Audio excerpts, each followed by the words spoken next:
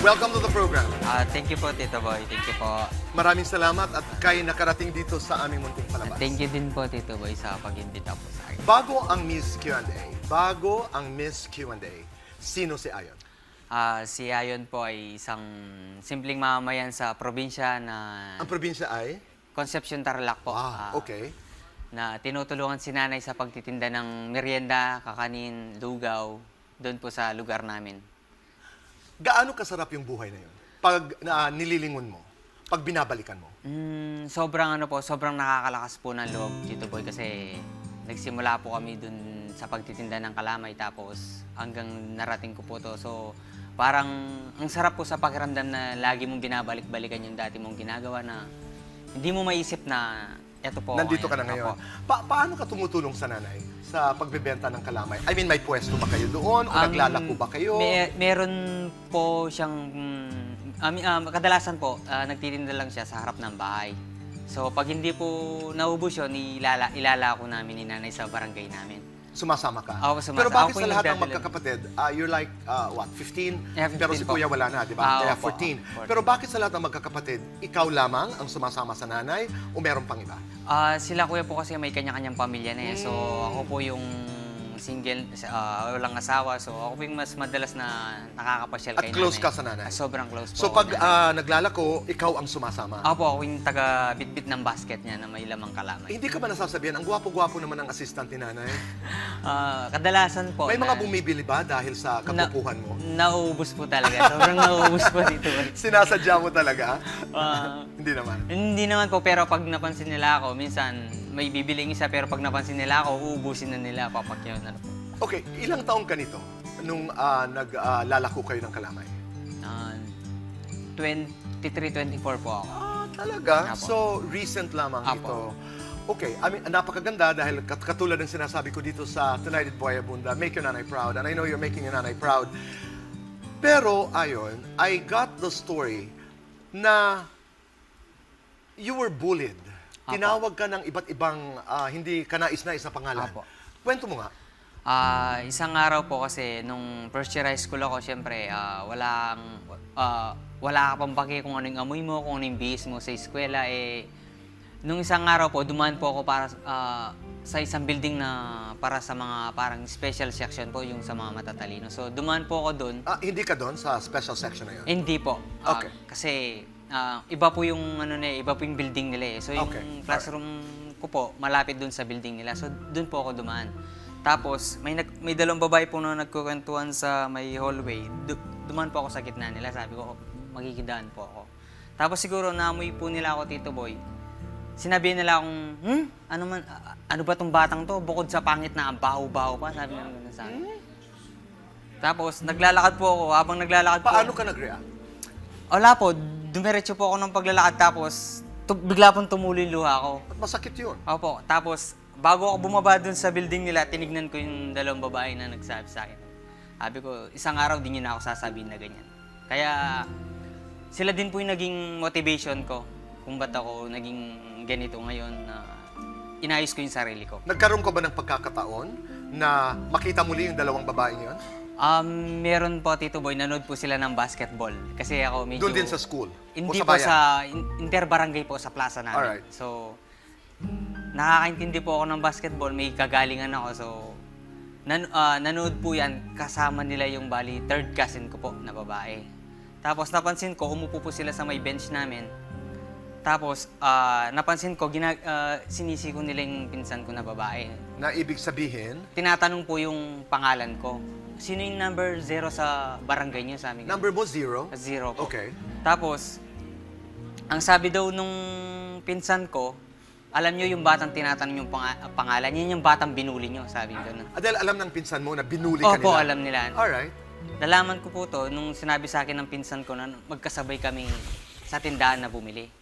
Sabi niya, Ayon, napansin mo ba yung dalawang babae? Oo ate, sabi ko, kilala ko yun. So, ano ang reaksyon ng dalawang babae nung sinabing, yun yung batang binubuli nyo? Naiya daw po sila, kaya bigla po silang umalis sa... Ano ang nais mong sabihin sa kanila ngayon na sigurado ako'y nagmamasid at nanonood sa ating pag-uusap? Hindi po ako galit sa kanila, Tito Boy. Nagpapasalamat po ako sa kanila kasi kung hindi po nila sinabi yun, baka ako pa rin yung batang mabaho at maitim. Kaya sobrang nagpapasalamat po ako sa inyo. Baka naman hindi mabaho. Baka naman hindi ka lang nagpe-perfume dahil di ba pag bata, wala pagbili ng perfume. Kasi galing po ako sa sa araw. So Amoy araw lang amoy siguro. amoy At saka araw. bakit pangit? Paano ka naman pumangit, Ayon? At saka ang maitim mo, hindi pangit. Kasi po nung bata ako, maitim talaga ako, Tito Boy. Sobrang itim po kasi lagi akong nasa ilalim ng Paano ka araw. pumuti? Hindi na po ako naglalabas ng bahay nung nasa third year high school na po ako. Talagang naging motivation mo na Naging isang motto araw. po, sa habang nag-workout po ako, sabi. Basta lagi kong tumatakbo sa isip ko na sa isang araw din nila ako sasabihin na pangit, mabaho. Wala kang pinagsumbungan nung nangyari yun? Hindi ka ba nagsumbong kay nanay? Wala po. Talagang sinarili mo lamang Basta yung narinig mo? sinarili ko lang po talaga na sabi ko. Basta yun po yung naging motivation ko talaga. Pero tumulo talaga ang luha mo nung Tumulo narinig po mo yung yun. luha ko. Paano ka naman nag-umpisa sa mga male beauty pageants? Ano po, may isang tao po na kinulit ako sa 3 taon na hindi niya ako tinigilan sa pangungulit kasi nakikita niya po sa akin na may potential daw ako. Okay. Na kaya ko Sino ang taong ito? Si Sir Yong Butor po. Okay. So, di ba sabi mo maitim ka? Paano ka nakitaan ng potensyal ni Mr. Buton? Nung medyo maputi na po ako kasi nakikita niya na may... Kababayan mo? Hindi po, taga Mandaluyong din po siya. Alright. So, paano kayo nagkita? Ano po, isang photographer po siya, isang araw po, hindi ko sila sinipot kasi kinuha akong isang model. So nagmo-model ka na Ako, noon? nagmo-model na po ako noon. Tapos hindi ko sila sinipot. Bakit naman hindi mo sila sinipot? Nung time po yun, Tito Boy, hindi pa po ako nakapag-model dito sa Manila. So, nag-model po ako dun sa probinsya namin, dun lang. Pero, Okay. nung sa Manila namin, parang medyo kinakabahan pa rin po ako, naiiyak. Kaya, hindi ko po sila sinipot. Tapos, sabi ni Sir Yong, sino ba yan? Sabi niya ganun. Tinignan niya po yung background ko, kung ano yung itsura ko, sino ba to. Tapos, simula po nun, Tito Boy, hindi na niya ako tinigilan. Dumating po sa punto na gusto ko na siyang i-block yung number, gusto ko na siyang i-block sa Facebook, lahat po ng communication ko sa kanya, gusto ko nang... Pero hindi mo ginawa? Hindi ko... Dahil?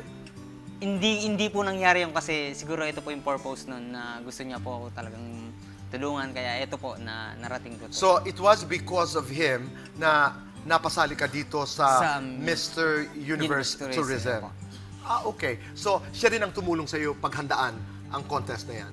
Ay, opo, siya rin po yung tumulong At sa dito akin. ka nanalo ng Mr. Universe Tourism po. Tourism. Kumusta yung karanasan na yun? Nung una po, Tito Boy, sobrang saya po na kahit hindi po ako makapaniwala na kaya ko palang makipagsabayan sa mga ibang nasyon. Okay. Oo, sa palagay mo, bakit ka nanalo? Siguro po, Tito Boy, yung pagiging totoo ko, na pagiging totoo ko sa sarili ko, sa kapwa ko, at respeto po sa kapwa-tao ko. Okay. Ano ang ibig sabihin ng totoo? Totoo lamang ako sa sarili ko. How do you express that? Kung paano po ako Makitungo, makisama, magsalita? Opo. Ganun po, Tito Boy. Wala po akong tinatago sa sarili ko. Kung paano po ako sa pamilya ko, ganun din ako sa ibang tao. Palabiro, palatawa. Sobrang masaya ang pumbat. Okay. Dalhin natin itong kwentong ito sa Miss Q1A dahil alam na natin na hindi ikaw yung original Apo. escort. It is Greg Hawkins, tama ba? Nagkaroon lamang ng problema si Greg because I think of his papers. And then, what happened? Nag-audition ka ba? Sa totoo po, Tito Boy, madaling araw po, 2 a.m. nasa gimikan ako. May tumawag sa akin si Sir Jojo Bragais. Sabi niya sa akin, ayun may trabaho ka ba bukas? May commitment ka? Sabi ko, wala naman po, Sir Jo. O bukas, punta ka ng ABS-CBN. Mag-escort ka. Ang alam ko po, Tito Boy, mag-audition pa lang po ako. Tapos bigla, sinalang po ako. So, sobrang kabang-kaba po ako. Kaya nung first day ko po, ang dami ko pong mali. Mm-hmm. Ano mga naalala mo? Katulad? Yung pagsundo po sa mga candidate, tapos yung kung paano ko sila ibalik. Minsan, bawal po palang dumaan sa harap ng camera, doon ako dumadaan. Okay, kasi maraming tao ang natutuwa sa'yo. Yung pagpapatawa mo, natural yun? Opo, Tito Boy, natural po. Ganun po talaga ako. Oo. hindi talaga yung aral. Yung napapanood namin, talagang ikaw yun. Opo, Tito Boy. And then, meron ka ngayong famous na sayaw. Paano ba yun? Paano? Ayon, sample nga, paano nga? Paano yung, at saka paano mo na-invento mo lang yan? Opo, na-invento ko lang po, Oo, Tito sige Boy. nga, can we have music, please?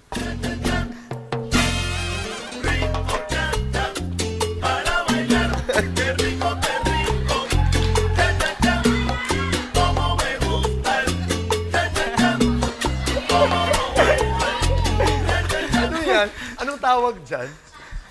Cha po.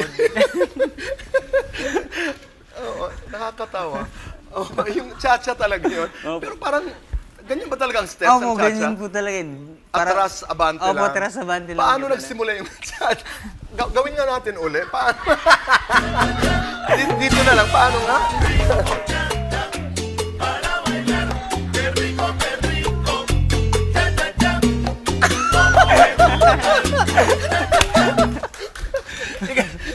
Paano nagsimula yung cha-cha na yan uli? Pinasayaw ka? Opo, na kung ano daw po yung pwede kong isayaw dun sa sa Miss Q&A po. So, yun po yung naisip ko, cha-cha kasi yun po yung minsan sinasayaw ko sa probinsya namin. At kapag nagluluto ako, sinanay, pag ako yung nagluluto, nag-cha-cha-cha-cha po ako. Talaga?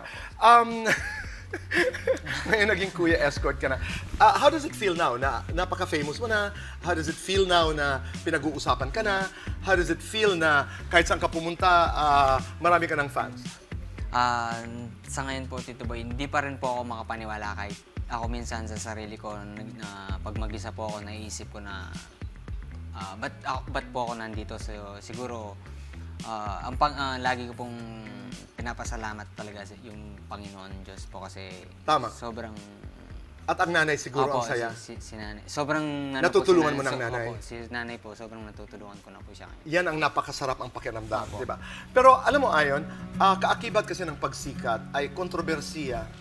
Napakaraming sinasabi ng tao, may maganda, may hindi maganda. Katulad na lamang, may mga nagsasabi, para sumikat ka lamang, para makamit mo ang iyong mga pangarap, ginagamit mo daw ang iyong katawan, number 1. Number 2, may mga nagtatanong, may nakaraan ba kayo ng kaibigang Vice ganda?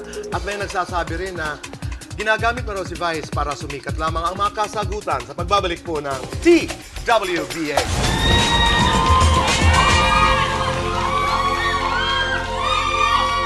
Sa mga pagkakataon na nagtitilian halimbawa mga fans, ano yung pakiramdam? Ano yung naiisip mo? Siguro po yung yung paghangan nila sa akin na bilang ako po na nakwela, na wala akong pake kahit magmukha akong timang, basta importante, nagagawa ako sa sarili ko yung dapat kong gawin para mapasaya yung ibang tao. Wala kang pakialam kahit magmukha kang timang, anong ibig sabihin nun?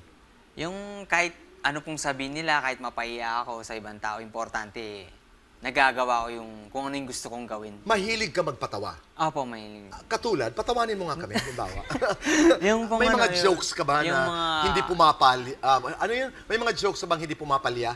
O may ginagabit ka mga pagpapatawa? Wala. Pero yung mga pagsasayaw ko lang po, Tito Boy. Maliban ba sa cha-cha, may alam kang ibang sayaw? Wala na po. Yung pong Hindi, yung- abutsiki, yun ang abutsiki na isang kamay lang nagwagan. Paano? Paano? Tapos lilingon. Tayo nga, hindi ko makita eh. Oh, and then, so ito yung pangalawa mong sayaw. Opo. Inumpisan mo nito sa Showtime. Opo, kanina. Okay.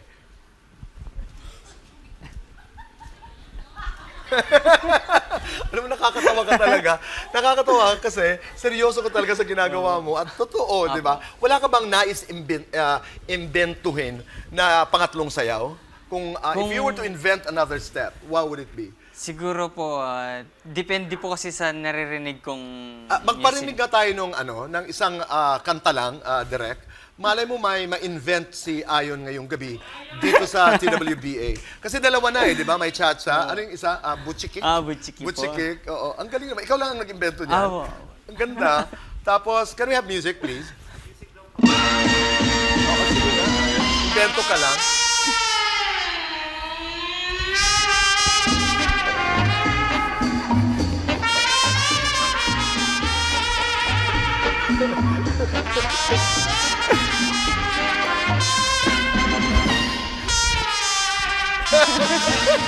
Ano naman ang tawag mo dyan sa sayaw na yan?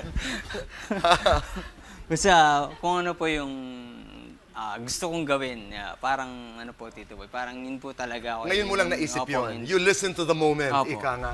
Pero nakakatuwa dahil hindi mo ba naiisip na sanay nandito si kuya, nandito ang tatay para masaksihan nila ang nangyayari sa buhay ko? Opo, naisip ko din po yan. Pero, yun nga po, kahit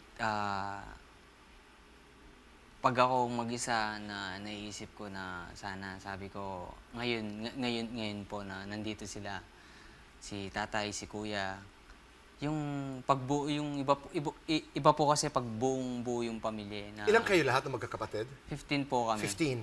Si kuya lang ang pumanaw na. Opo, tsaka po si tatay. At saka si tatay mo. po. Ano ang hindi mo malilimutang payo ni tatay? Yung ano po, huwag maging madamot. Huwag maging madamot sa kapwa kasi yun nga po, naranasan namin na napagdamutan dahil nga po namatay si kuya sa halagang 150 pesos. Sandali. Namatay si kuya sa Sa halagang 150 Yes pesos. po, yes po. Paano? Anong ibig Kasi po sabihin? nung panahon po na gipit pa talaga, as in wala po, na yung 150 pesos po na panggamot ni kuya sana, na wala pong nagpahiram kay nanay dun sa lugar namin. So, yun At po. humihiram kayo ng 150 50 pesos pesos po. para maibili si kuya ng Ang gamot. gamot po. Walang nagpahiram. Wala pong nagpahiram. Kaya hanggang dun po sa nawala si kuya. Kaya sabi po ni tatay, huwag maging madamot kasi yun nga na naranasan natin na pagdamutan ng ibang tao, kaya sobrang sakit din po kahit matagal na po, pero pag naisip ko pa rin po sobrang Anong parating sinasabi ng nanay sa'yo ngayon? wag akong magbabago. Wag po akong magbago kung paano yung ayon na kakilala dito sa loob ng bahay. Wag na wag mong babago yung sarili mo. At ano ang ipinapangako mo lagi sa nanay? Hanggat kaya ko pong tumulong sa kanya, tutulong po ako na hindi na siya mapagod na katulad ng dati. Nagtitinda pa rin ba ng kalamay ang nanay? Ang sabi ko po sa kanya, kung magtitinda siya, dyan na lang po sa harap ng bahay. Huwag na siyang maglako. Huwag na siyang iikot. Huwag na siyang iikot kasi medyo matanda na rin po si nanay at may mga injured na rin po sa mga... So, Kumusta ang kalagayan ng pamilya ngayon? okay naman po ngayon, Tito Boy. Nakakaraos na rin po kahit papano. Tsaka yung mga kuya ko, medyo okay na rin po yung bumumuhay nila. Okay. Ayon, nung mga panahon na nahihirapan ang pamilya, may itsura ka, may forma ka, nag-umpisa ka na noon sumali sa mga contests, nagmomodelo, nakaranas ka ba ng mga offer mula sa... Did you get indecent proposals? Yes po. Pinagdaanan mo yun? Paano? Meron po, Tito Boy, pero lagi ko pong sinasabi, hindi po ako ganun tao. Kung may offer po ako sa inyo, siguro pagkakaibigan lang, pero maliban po doon, wala na. Yun ang sinasagot mo? Yun po yung lagi kong sinasagot sa mga nag-offer po sa akin na indecent proposal. You have a girlfriend now? Wala po. You're single? Yes. For how long now? 3 months po. Ang tagal mo magbilang, ha? Akala ko naman sasabihin mo, siguro mga 4 years, 3 months. Okay. So 3 months you've been single. Naghiwalay kayo dahil sa Showtime? Dahil sumisikat ka? Hindi naman. O dahil personal na dahilan? Personal po na. Okay. Personal po. Puntahan natin yung mga malisyosong sinasabi tungkol sa iyo na si Ayon ay di umano'y ginagamit ang kanyang katawan para makamtan lamang ang kanyang mga pangarap. What do you wanna say? Siguro po, yung mga ibang tao kasi, sabi nga naman, pag yung puno mabunga, laging... Hitik. Opo. So, siguro, hindi ko naman din po sila kasi masisisi, siguro. Ito po may kailangan po akong patunayan sa sarili ko na kaya kong tumayo sa sarili kong pamamaraan na, pero yung sinasabi po nila na ginagamit ko po yung katawan ko. Opo, ginagamit ko siguro sa pagmomodelo pag kailangan ko ng mag-topless or magkano, pero yan po mga ganyan. Pero hindi po yung maliban po doon, wala na po. Do you go to the gym every day? Yes po. That's how you take care of your Yes, body. opo. Pagkain, alagang-alaga. Yes po, Tito Boy. Kontrolado po yung... Lahat yun. Yes, So, paano, how do you relax now? Katulad halimbawa nung tinawagan ka ni Jojo, nasa gimikan ka. Gumigimik ka pa rin ba? Do you drink? Do you smoke?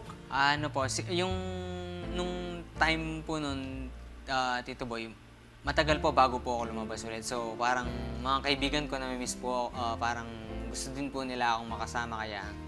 Pero, madalas ka pa rin gumimik. ngayon po, hindi Hindi na. na po. Ang nakakatawa kasi ang nakakatuwa sa iyong kwento, pumunta ka, nag-umpisa ka sa Showtime, tapos hindi ka rin nakabalik ka agad dahil na-aksidente ka ba? Opo, sa basketball po, na yung So ilang araw ka rin hindi 3 nakapasok? days po. Buti na lamang walang nakuhang kapalit. Talagang para sa'yo. Kaya nga po, Tito Boy, nagpapasalamat po sa... Huwag kang makakalimot magdasal. So, ang isa pang pinag-uusapan ngayon, may nakaraan ba kayo ni Vice? Ano ba ang iyong relasyon kay Vice? Totoo bang ginagamit mo lamang si Vice para ikay sumikat? Sa mga taong nag-iisip ng ganoon, ano ang nais mong sabihin? Siguro po, nagkakamali sila kasi sobrang bait na tao ni Vice. Sobrang bait po talaga na hindi ko inaasahan na yun nga po na, mapapalapit ako sa kanya, na magugustuhan niya rin po yung pagka-jologs ko. Siguro yun po yung unang masasabi ko na nagustuhan niya yung pagka-jologs ko sa pagiging bulol ko minsan. Kaya yun po siguro na naging malapit ako sa kanya. Tsaka minsan po sa kanya I'm rin sorry. ako. Hindi, nakakatawa. Maraming natutuwa sa iyo kasi pag nabubulol ka, pag nagkakamali ka, tinatawanan mo rin ang sarili mo.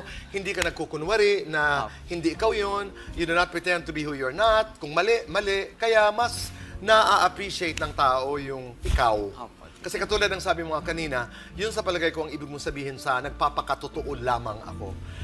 Ayon, malayo pa ang lalakbayin mo. This is going to be an exciting journey. Hindi natin alam, pelikula, teleserye, anong susunod dito sa iyong karera. What do you want to promise yourself? Ano ang nais mong ipangako sa sarili mo?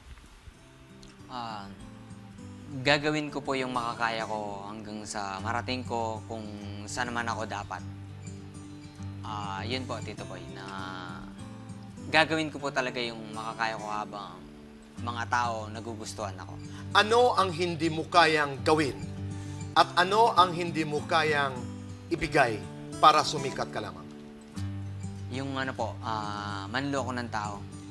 Yun po yung unang sinabi din ng kumana ko ng tatay na huwag kayong manloloko ng ibang tao. At wag niyong gagamitin kung ano yung kung ano man po, siguro po yung katawan ko, na yun po yung ibig sabihin ni tatay na wag kong gamitin yung katawan ko para marating kung ano man yung gusto ko ma. Napakayamang babae pero hindi masyado mayaman at napakagandang babae pero mahirap. Anong pipiliin mo? Siguro po dun po ako sa mahirap, Tito Boy. Bakit? Kasi po pag nagmamahalan kayo, nagkakaintindihan kayo sa lahat. Yun lang po, Tito Boy. Yaman na po yun eh. Yaman na po yung nagkakaintindihan kayo na sa pagmamahalan nyo. Ito na may Q&A lamang ito. Sino ang nais mong maging kaibigan? Isang baklang sobrang yaman pero hindi kagandahan? O isang baklang sobra ng yaman, sobrang napakahirap, napakasimple, pero napakaganda? Doon po siguro ako, Tito Boy, sa sobrang sa hirap po. Bakit mahilig ka sa mahirap? Kasi parang dun ko po na yung sarili ko na parang dun ko po na-express yung sarili ko na dito ko may papakita yung ako na kung paano yung ugali ko. Pag-ibig o yaman?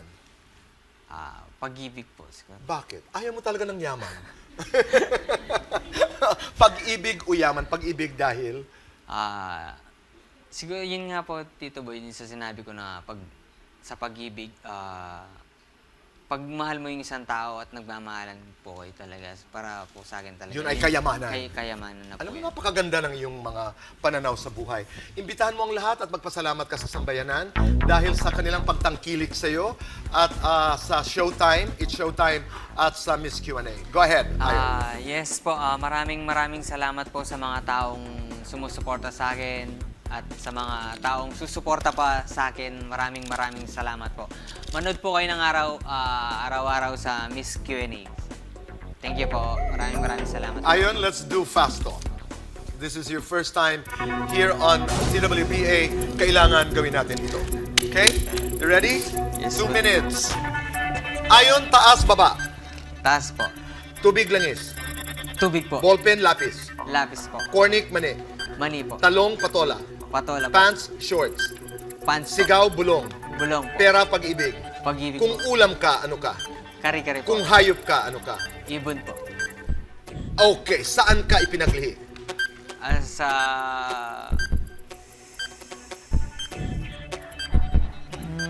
sa Bayabas po. Bayabas. Opo. Saan ka pinakamahusay? Sa basketball. Sinong idol mo? Si Jericho Rosales po. Sinong first love mo? At si nanay po. Tuwing kailan ka pinakapogi? Pagbagong gising po. In one word, describe your dream girl.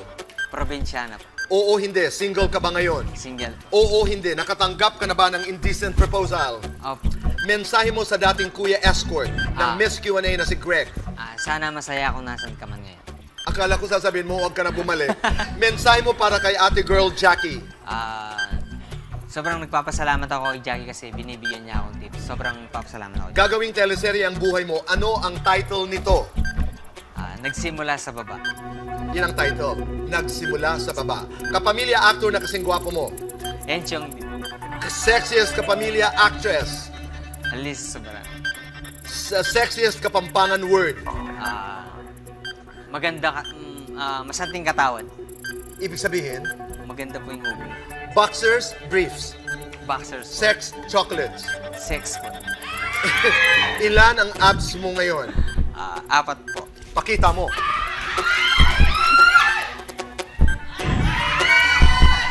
Ayon, best time for sex. Anytime po. Anytime. Anytime. Ayon, maraming salamat. Maraming salamat po. Maraming salamat at sana'y mas maging matagumpay ka pa dahil sobrang mahal mo ang iyong nanay. Maraming salamat tayo. Thank you very much. And it's Showtime Daily, mga kaibigan, and Miss Q&A, kung saan mapapanood natin si Ayon. Voice of La Carmela de Baracay, Joby Linsangan Moreno, and Lawrence Moreno of Orange Blush, and Bart Borja of IFG, sa inyong tulong sa amin sa Make Your Nanay Proud Foundation. Maraming salamat. Live and love in abundance and always make your nanay proud. Be kind. Abundance, good night.